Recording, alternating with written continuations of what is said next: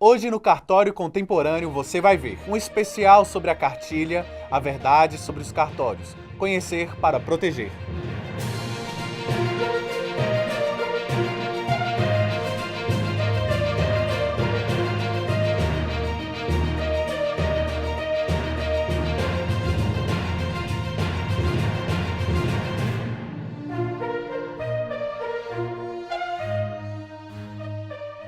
Delegatários de cartório são donos daquele cartório?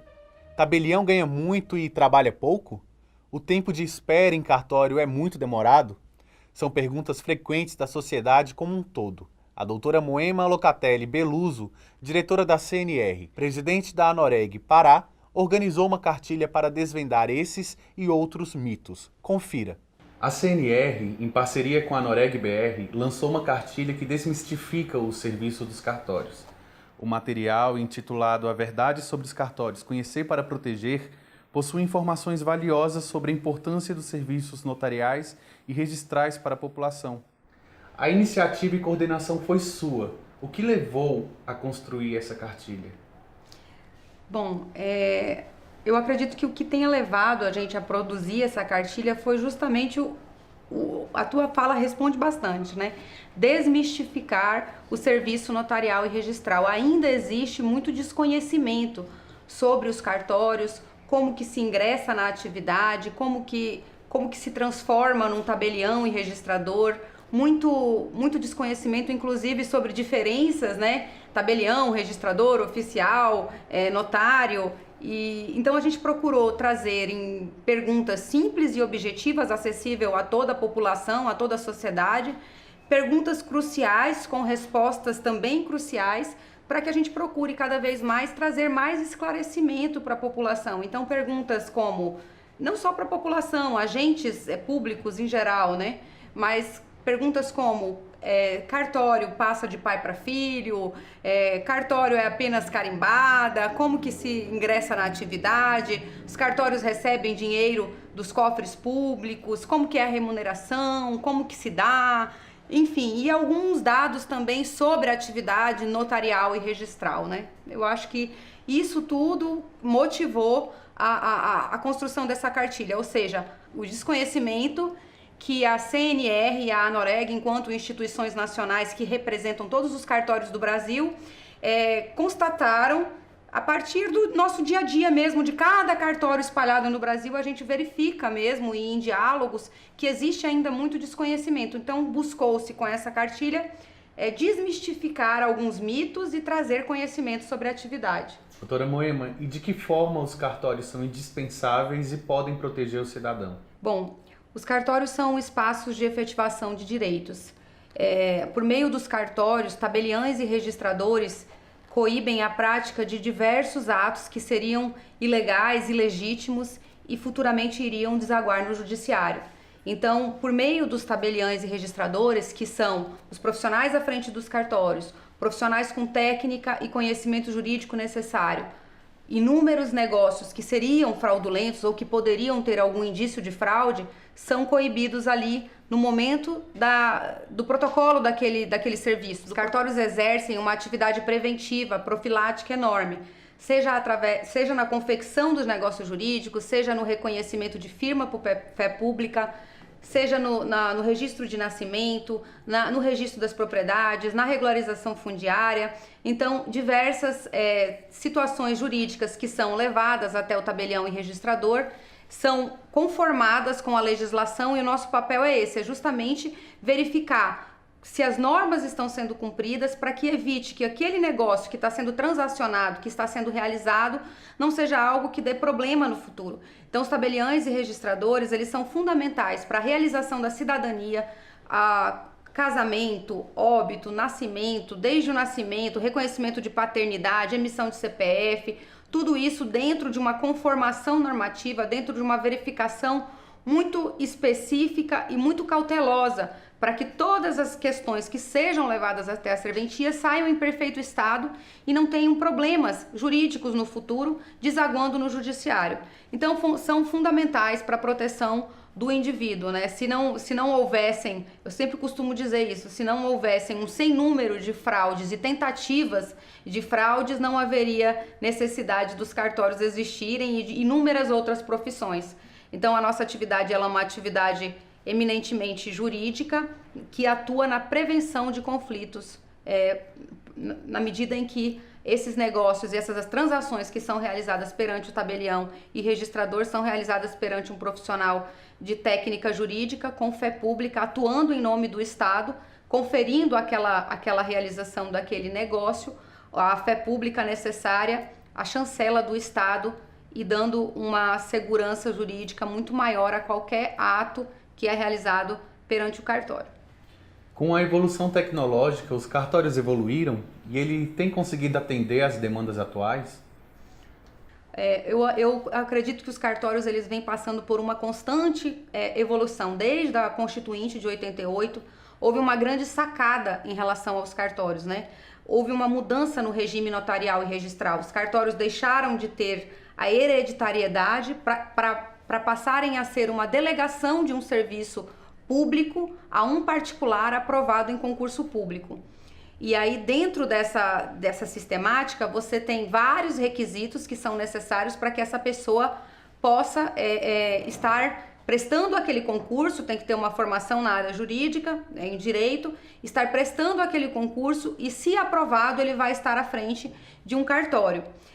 Isso eu já falo que foi uma imensa sacada e um imenso avanço. Então o concurso público trouxe uma oxigenação muito forte e a atuação do CNJ com várias exigências que são necessárias para a qualidade e melhora do serviço notarial e registral, a exemplo do provimento 74, eles trouxeram essa obrigação legal mesmo dos cartórios se adequarem à questão tecnológica.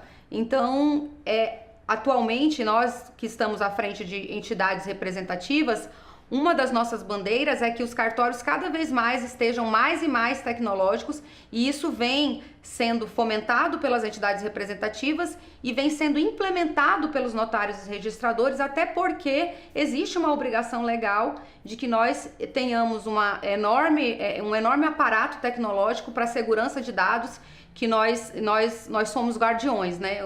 Os cartórios são a maior base de dados do Brasil, então a gente tem uma necessidade, por obrigação legal mesmo, de investir em tecnologia. A pandemia acelerou muito isso, então hoje em dia você tem registro eletrônico para o registro de imóveis, várias centrais eletrônicas, você consegue emitir uma certidão de nascimento lá no Rio Grande do Sul e pedir uma certidão de nascimento, por exemplo, do Pará, do Amazonas, e aquela certidão vai estar ali sendo materializada no outro cartório no mesmo dia, muitas vezes. Então você não precisa estar se deslocando, ligando, pedindo para ser enviado pelo correio.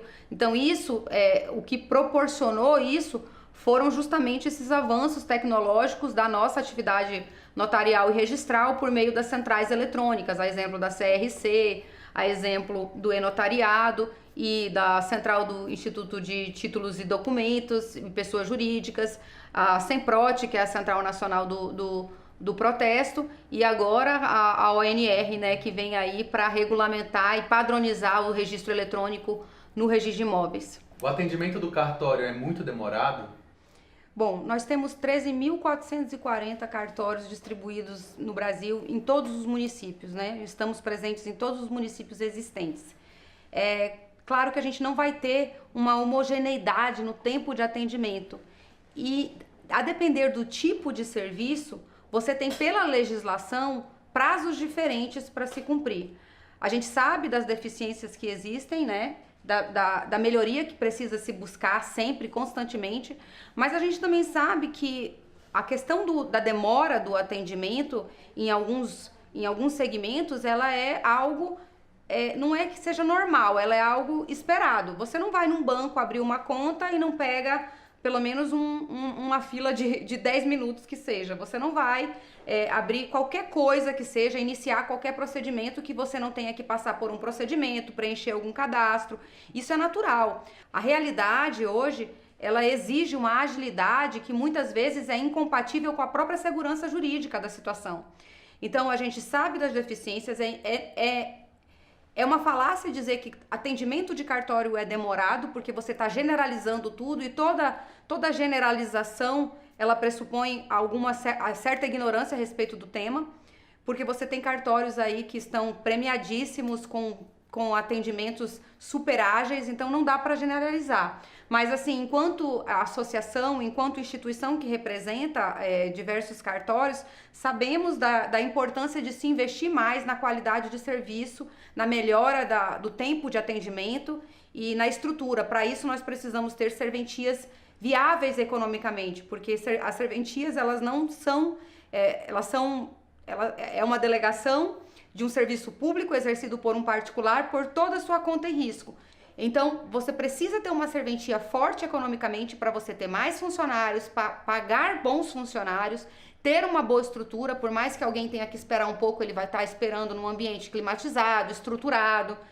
E o tempo de atendimento na entrega do serviço, a depender do serviço, tem prazos distintos. Então, um reconhecimento de firma é automático, é na hora. Um registro de nascimento que você vai fazer, ele demora um pouco mais, porque ele vai coletar informações da mãe, do pai, verificar uma série de questões, então demora um pouco. Um registro de imóveis, por exemplo, ele tem um prazo maior, porque é uma série de questões que você tem que ser verificada, uma série de procedimentos que devem ser tomados para a própria eficácia e segurança daquela realização.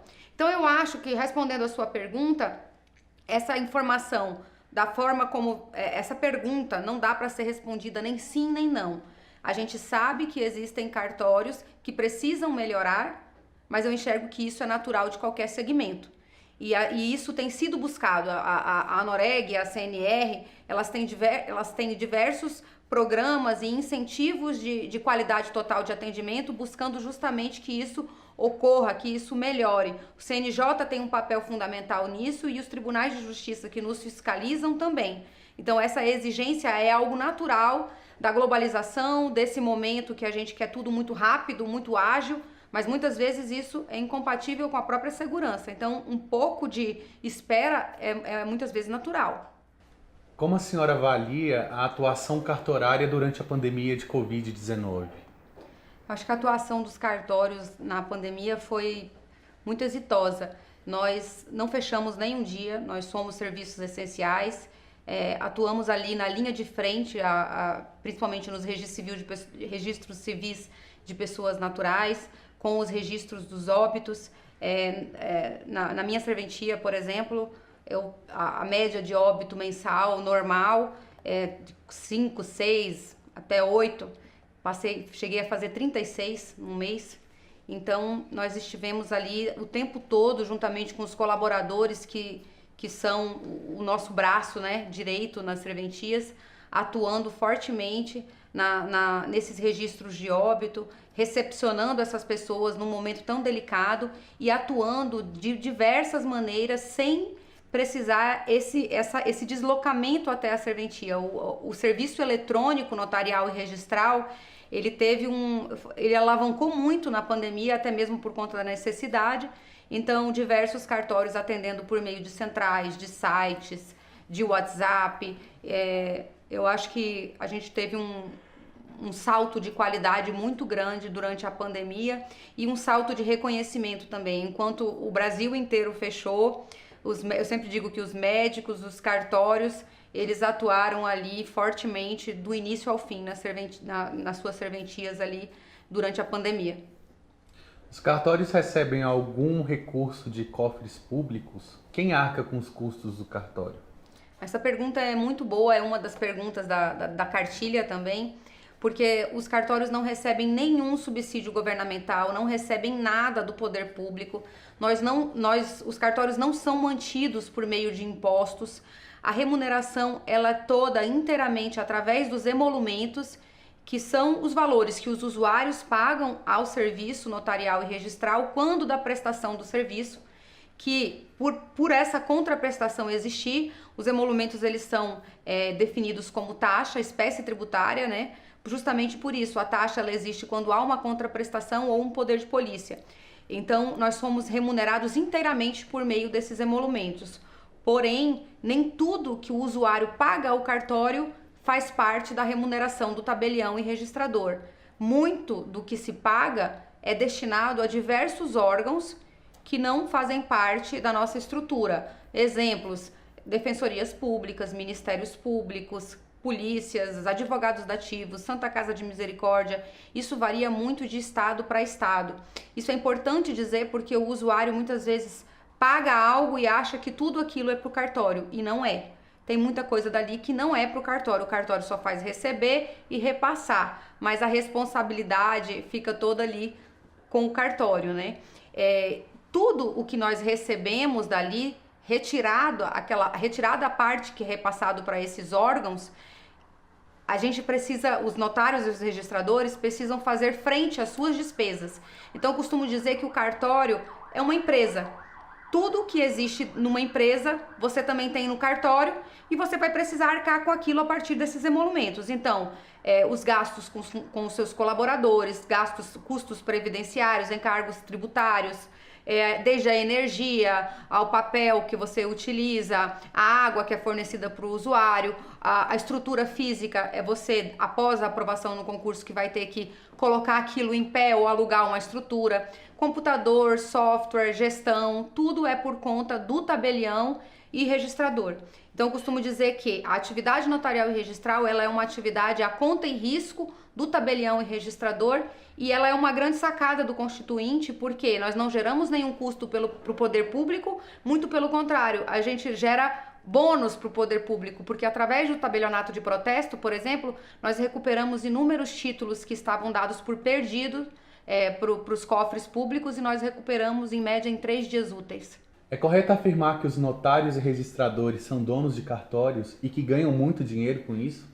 Não, não é correto. Isso é uma pergunta também da cartilha. Não é porque, primeiro, o cartório não, a pessoa não é dona de cartório, ela é tabelião ou notário, que é a mesma coisa, ou registrador, né? E ele é um particular em colaboração com o poder público. Aquele serviço é do Estado, há uma delegação do Estado a um particular que é aprovado em concurso. Ele não é dono do cartório, ele não é dono daquele serviço, o dono é o Estado. Ele está ali prestando o serviço. Então essa expressão dono de cartório, ela é equivocada. Em relação aos recebimentos dos cartórios, muito se vê na imprensa notícias sobre os ganhos, né, dos cartórios. É interessante sobre a questão do recebimento dos valores, da remuneração do tabelião e do registrador, que muito que se vê na imprensa não leva em consideração 2 pontos que eu considero fundamentais. Número 1, custos que as serventias geram, que não são poucos, é como se fosse uma empresa. Você tem cargos trabalhistas, tributários, aluguel, energia, luz, informática, gestão, enfim, tudo que uma empresa tem de custo, você imagina a mesma coisa para um cartório, porque ele é uma empresa praticamente, porque você atua ali, o exercício é particular, mas o serviço é público que você presta. Então, primeiro, quando você vê aqueles dados divulgados, não se leva em conta todas as despesas que precisam ser arcadas pelo tabelião e registrador com esse emolumento. Fora isso, não se leva em conta também os inúmeros repasses que os cartórios fazem, que os tabeliães e registradores fazem, a diversos órgãos que não tem relação alguma com os cartórios. Defensoria Pública, Ministério Público, Polícia Civil. E aqui eu deixo uma informação que são órgãos que têm independência funcional, financeira, orçamento próprio, e na maioria das vezes são responsabilidade do Poder Executivo, mas que por uma questão legislativa foram sendo criadas leis e foram criando esses fundos, e o usuário paga aquilo para o cartório e acha que aquilo tudo é do cartório, e não é. Então, quando se divulga isso na imprensa, isso não é levado em conta. A par disso, a remuneração, fazendo frente a essas despesas e repassando esses valores aos fundos, ainda tem que dar conta da remuneração justa e adequada do tabelião e registrador. Então você tem que ter uma remuneração adequada para um profissional de qualidade estar à frente daquele cartório também. Mas a remuneração, ela só vem depois de tudo isso, descontados tudo que você repassa para outros órgãos e todas as despesas que você tem à frente daquele cartório, que é uma empresa na prática, né? Então, não é verdade. Os tabeliães e registradores, Eles exercem um papel fundamental na sociedade e eles precisam ser remunerados. Esses gastos que são divulgados, eles não são divulgados com toda a clareza e transparência necessária para que quem lê realmente entenda como que a gente é remunerado. E como que essa cartilha pode ser acessada? A cartilha está disponível no site da Confederação Nacional dos Notários e Registradores e também no site da ANOREG-BR, que é a Associação Nacional dos Notários e Registradores do Brasil. Doutora Moema, muito obrigado pela sua participação. Imagina, eu que agradeço.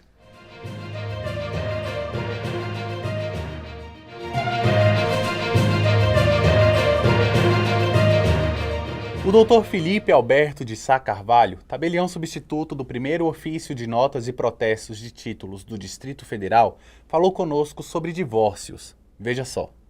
Olá, doutor Felipe, seja bem-vindo ao Cartório Contemporâneo, tudo bem com o senhor? Tudo jóia, graças a Deus. Gostaria de agradecer aí o convite da CNR em trazer as importantes informações para toda a população, sem sombra de dúvidas, é grande e valiosa para toda a população.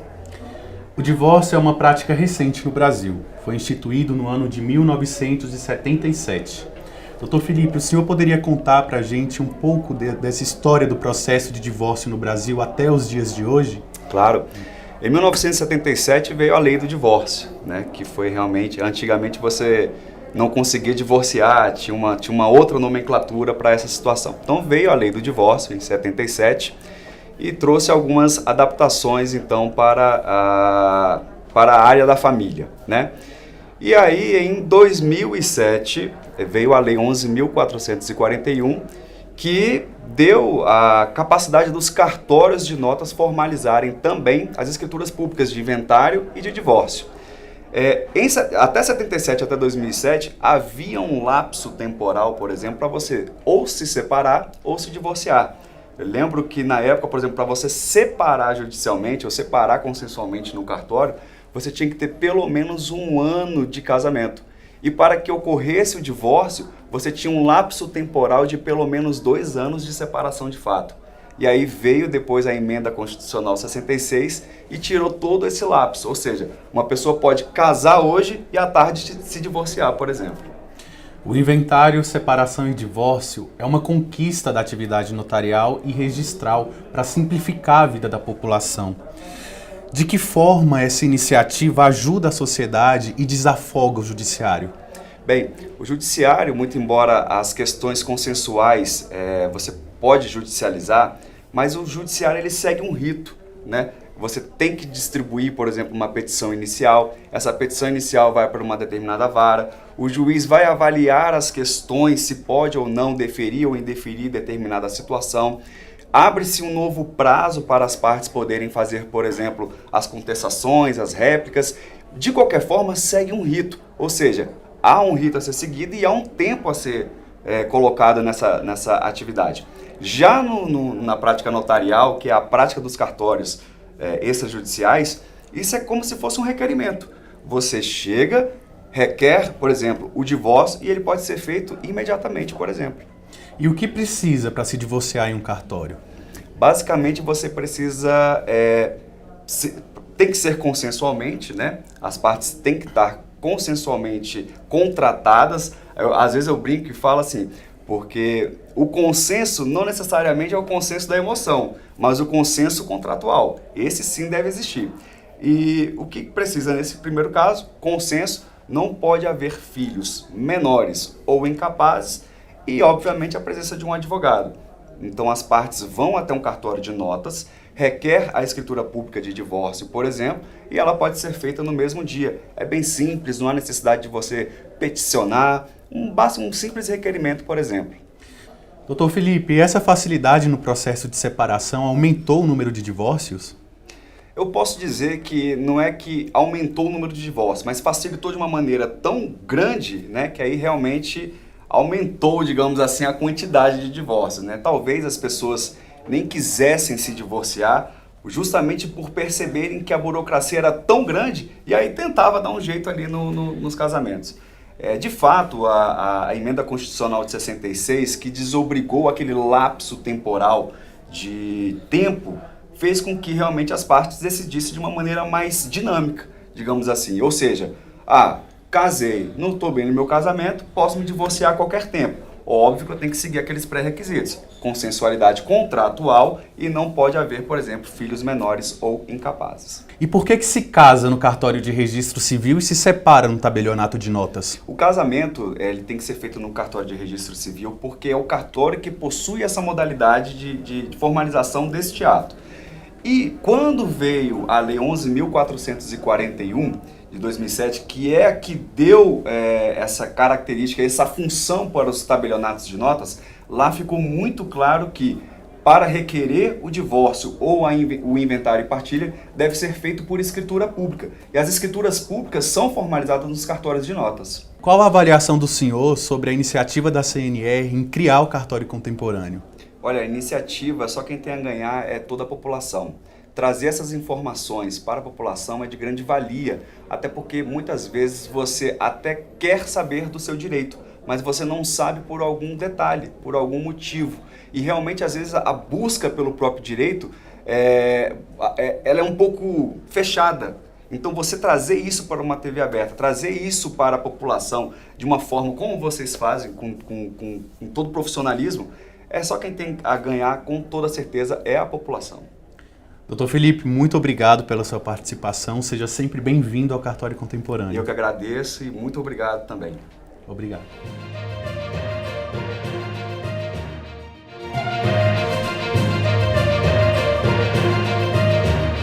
O doutor João Henrique da Silva Barbosa, tabelião substituto do primeiro ofício de notas e protestos de títulos do Distrito Federal, falou conosco sobre inventário. Vamos ver?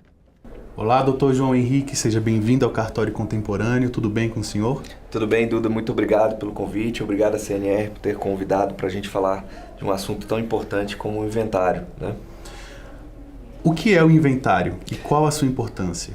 Então, Duda, o momento da morte é um momento muito doloroso, né? E que as pessoas, obviamente, passam por um período de luto, um período conturbado, mas ele também traz uma responsabilidade jurídica e burocrática muito grande, que as pessoas às vezes nem sabem que existe. Então, quando há o falecimento, imediatamente a lei determina que os bens da pessoa que faleceu, no dia da sua morte, devam ser transferidos aos seus herdeiros. Isso é algo que acontece de forma legal e automática. Porém, há uma necessidade de se fazer um processo, seja judicial ou extrajudicial, para se apurar todos esses bens, identificar quais são os bens do falecido ou possíveis dívidas também, e credores, para que se transfira esse patrimônio para os seus herdeiros legais, né? O que a lei traz como beneficiários desse patrimônio. O que é o inventário extrajudicial e quais as vantagens dele? Ótimo. Bom, basicamente, o inventário ele pode ser feito de duas formas. Ele pode ser feito judicialmente, onde você precisa contratar um advogado, dar entrada num processo, numa vara judicial, e ele segue todo o trâmite da justiça.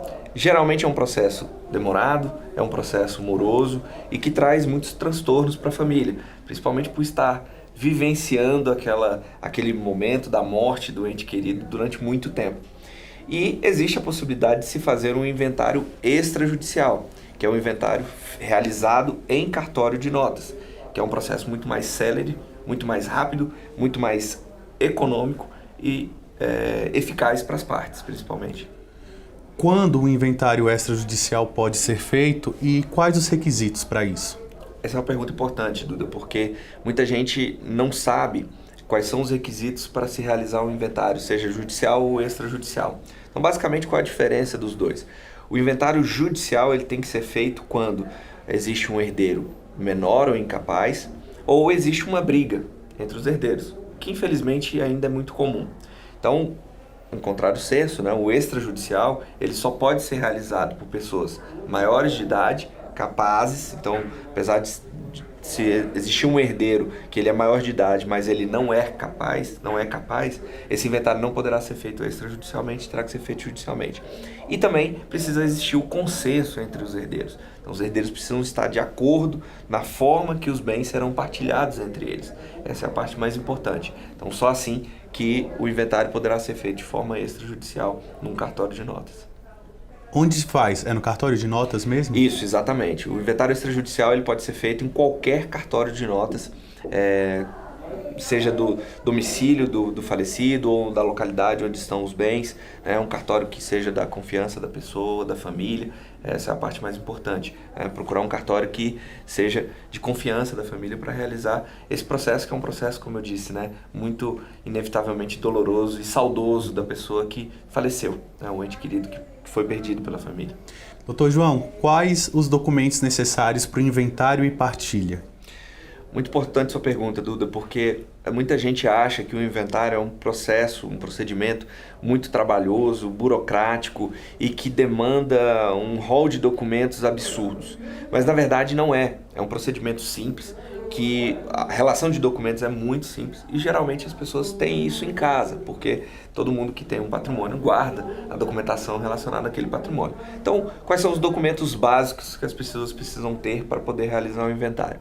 São os documentos pessoais do falecido, então o RG e CPF ou uma carteira nacional de habilitação. Se casado era, certidão de casamento, documentos do viúvo ou viúva, né, da pessoa, do cônjuge daquele falecido, os herdeiros, documentos dos herdeiros, então RG, CPF, certidão de casamento desses herdeiros e os documentos que comprovam a titularidade dos bens.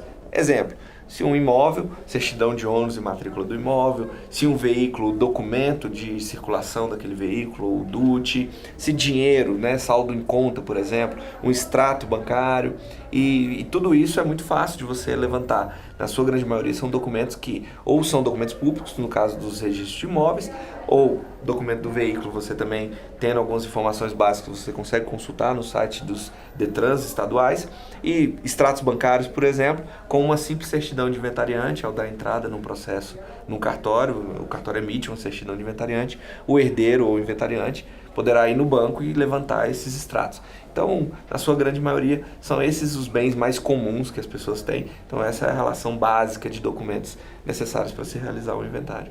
E qual o passo a passo do inventário extrajudicial? Bom, muita gente acha e acredita que não precisa contratar um advogado para se fazer o inventário extrajudicial. Então, o primeiro passo é contratar um advogado. Esse, sem dúvida nenhuma, é o início do processo. Ele é quem vai orientar as partes, vai orientar da melhor forma de se fazer o inventário, a melhor organização tributária, porque existe impacto tributário no inventário. Então, contratar o advogado é o primeiro passo, sem dúvida nenhuma. Contratei o advogado é reunir os documentos. Eu vou reunir esses documentos básicos, como eu disse, documentos pessoais do falecido, documentos dos herdeiros e os documentos que comprovam a titularidade dos bens. Reunida essa documentação, o advogado dará entrada nesse procedimento no cartório. O cartório vai analisar esses documentos, emitir todas as certidões que são necessárias. Então, existem certidões que precisam ser emitidas, certidões de processos judiciais, certidões negativas de tributos, entre outras, negativas de testamento, por exemplo, a certidão emitida pela Central Nacional de Busca de Testamentos. E depois de emitido toda essa documentação, o cartório vai preparar uma minuta com base no que foi solicitado pelas partes, pelo advogado, vai submeter isso para aprovação das partes, as partes aprovando, há o recolhimento do tributo inerente ao inventário e após o pagamento é marcada a assinatura da escritura. Então é um procedimento muito simples, é um procedimento muito fácil e desburocrático, né? E o inventário em cartório demora? Pois é, Duda, muita gente tem a impressão de que o inventário por si só ele é demorado, mas no cartório ele não demora. Nós temos casos aqui que nós encerramos inventários em 24 horas. Então as partes dão entrada num dia, no dia seguinte o inventário está pronto. Isso é algo que realmente é um conforto para a família. Fazer um inventário extrajudicial é muito mais sério. O processo judicial, inevitavelmente, por conta do número de processos que o judiciário recebe diariamente, é mais demorado, inevitavelmente, e os cartórios extrajudiciais estão se aprimorando cada vez mais para que os processos extrajudiciais sejam o mais rápidos possíveis. Então, assim, é óbvio que vai depender muito da quantidade de bens, da diligência que as partes vão ter, e principalmente o advogado terá na organização dos documentos, na reunião dos documentos, e se não existir nenhum tipo de problema. Exemplo, o falecido deixou débitos fiscais, esses débitos precisam ser negociados antes de se finalizar o inventário. Essas são as variações do tempo, mas se a documentação estiver toda correta, estiver toda organizada, em 24 horas é possível se finalizar um inventário extrajudicial. E qual o prazo para fazer um inventário? Então, a legislação exige que as partes precisam dar entrada num processo de inventário em até 60 dias, contados do falecimento do ente querido, né? E qual é o impacto desse prazo, né? Muita gente acredita que não há impacto, mas há. A legislação que traz a alíquota do ITCD e regulamenta a aplicação do imposto, ela diz o seguinte: olha, o inventário que for dado entrada fora desse prazo, ele sofrerá uma incidência de uma multa. Então, haverá um pagamento de uma multa para o Estado, onde está sendo recolhido o imposto, que, obviamente, encarece ainda mais o processo. Então, muita gente pensa assim: poxa, o ente querido faleceu, eu não vou mexer com o inventário agora, mas, infelizmente, é algo que precisa ser tratado e resolvido o quanto antes. Porque quanto mais você demorar para fazer, mais a multa vai crescer e mais o custo vai aumentar. Então, quanto mais rápido o inventário for aberto, melhor é para a família. E o que é escritura pública de inventário? Bom, guardando as devidas proporções, né, a escritura pública é como se fosse a sentença do processo judicial. Então vamos falar do processo judicial que a maioria das pessoas conhecem. Quando você dá entrada num processo, o juiz faz toda a oitiva de testemunhas, audiências, e ao final ele profere uma sentença onde ele determina como que vai ser feita a partilha dos bens, como que vai ser executado aquele patrimônio que o falecido deixou. Então, guardando as devidas proporções, a escritura pública é como se fosse a sentença judicial. Diferentemente, obviamente, no cartório, você não tem a figura do juiz, você tem a figura do tabelião, que é quem documenta aquela partilha, o que foi solicitado pelas partes, coloca num documento público, né, que a gente chama de escritura, onde vai conter todos os termos da partilha que foi acordado pelas partes. Então, guardando as devidas proporções, é como se fosse a sentença do processo judicial. Mas, na verdade, é um documento público que ficará arquivado eternamente no cartório, contendo todos os requisitos e o que foi regulamentado pelas partes naquele inventário. Dr. João Henrique, e qual a sua avaliação sobre a iniciativa da CNR em criar o cartório contemporâneo? Olha, eu avalio como muito positivo, porque é muito importante que as pessoas, a população, tenham conhecimento de como funcionam os trâmites extrajudiciais, como funcionam os processos nos cartórios, porque inevitavelmente a população tem aquela visão assim de que cartório é algo burocrático, é algo que eu não quero ir, que eu não preciso ir, que eu não estou a fim de ir. Mas muitas vezes o cartório é um seguro para a população, eu diria em 100% das vezes, e é importante que a população saiba quão grande é o trabalho dos cartórios para o país, né? E principalmente para evitar fraudes, para evitar que as pessoas sofram danos nos seus patrimônios. O cartório é um grande seguro, e eu diria até um seguro barato, que as pessoas não têm a ideia do quanto de golpes, de iniciativas fraudulentas são evitadas pelos trabalhos dos cartórios. Então, essa iniciativa da CNR de trazer o conhecimento do dia a dia dos cartórios para a população é extremamente importante através desse braço de comunicação. Dr. João Henrique, muito obrigado pelos esclarecimentos. Seja sempre bem-vindo ao Cartório Contemporâneo. Eu que agradeço, Duda, agradeço a você, agradeço a CNR pelo convite. Espero que vocês tenham gostado dessa explicação e estamos sempre à disposição de vocês. Obrigado. Obrigado a você.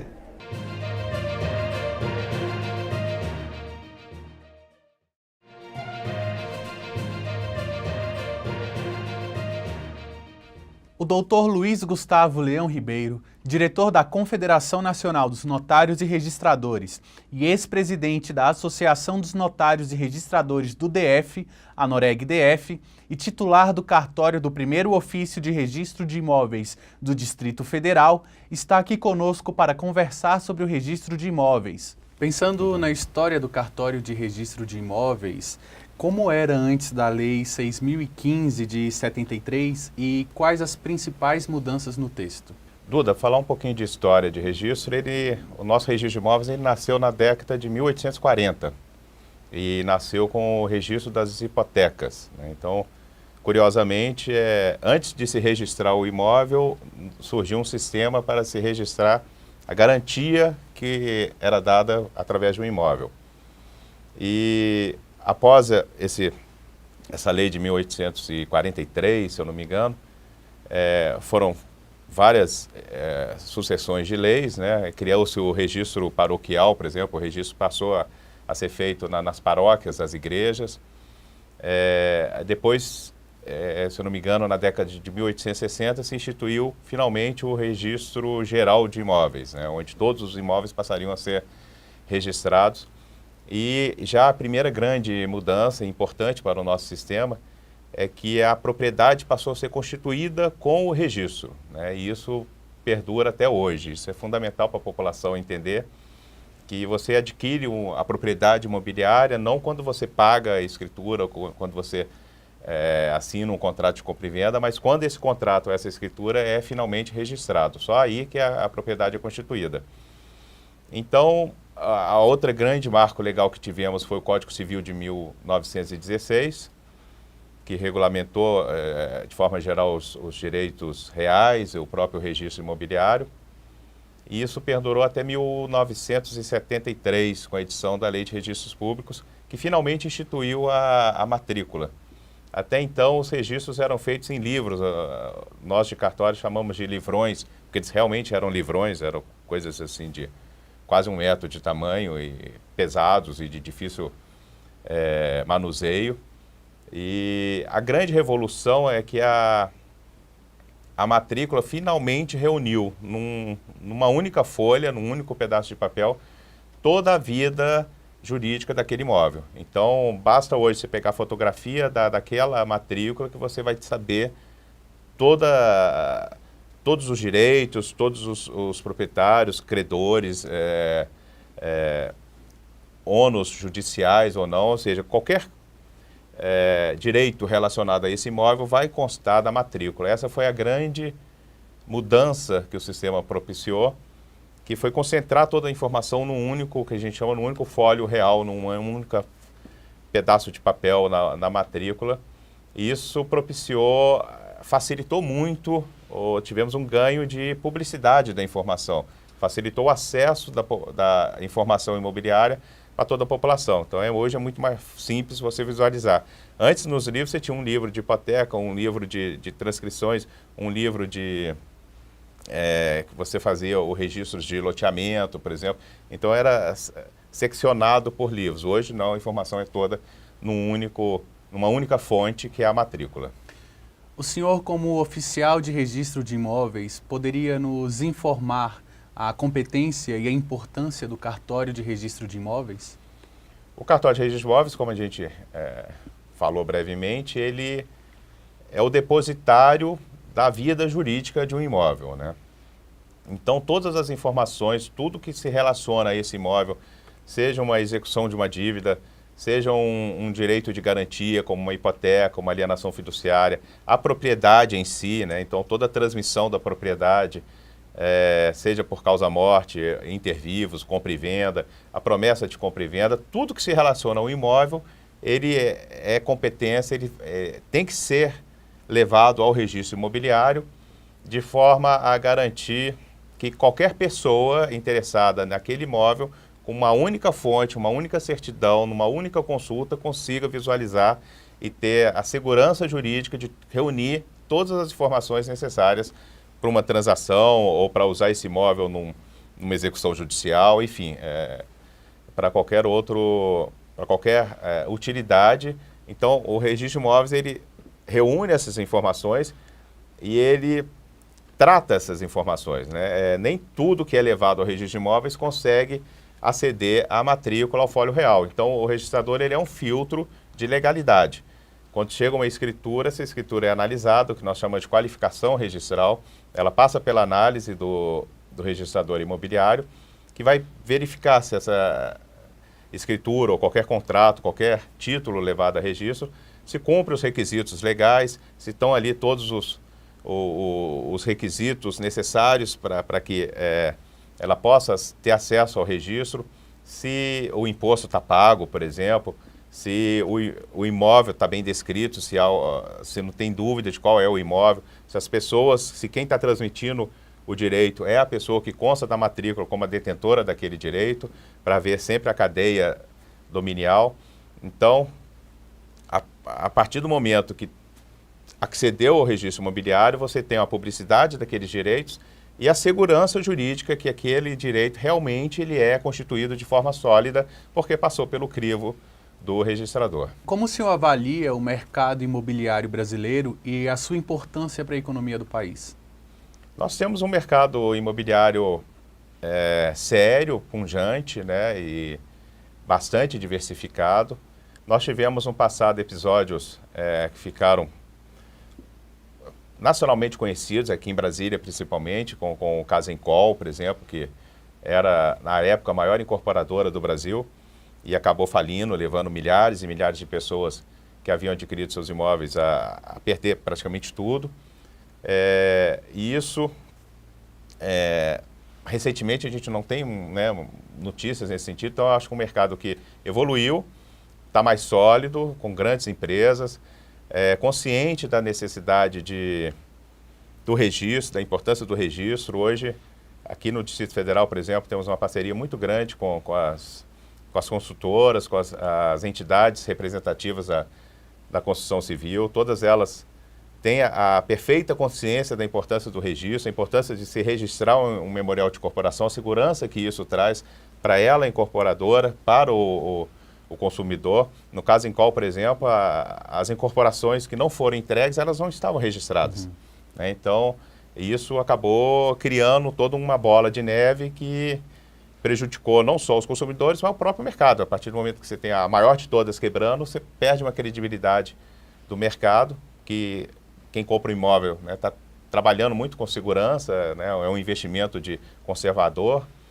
Então, hoje nós temos um mercado, acho, bem mais sólido, bem sério, diversificado e uma importância fundamental para a nossa economia, porque quando você pensa na construção de um imóvel, ele mexe com uma cadeia de produção imensa, né? Você desde os materiais de construção envolvidos, a própria construção, quem compra um imóvel acaba fazendo uma pequena reforma, vai mobiliar esse imóvel, então você já tem toda a cadeia de móveis e acessórios. Então, e toda essa cadeia gera muito emprego, é uma cadeia de muita utilização de mão de obra, né? Você não constrói um prédio com robôs, né? Pelo menos por enquanto não. Então é uma cadeia fundamental para a nossa economia, para a geração de emprego no nosso país. Os serviços eletrônicos e atividades digitais já são realidades nos cartórios brasileiros. Como o senhor avalia esse serviço prestado pelo registro de imóveis?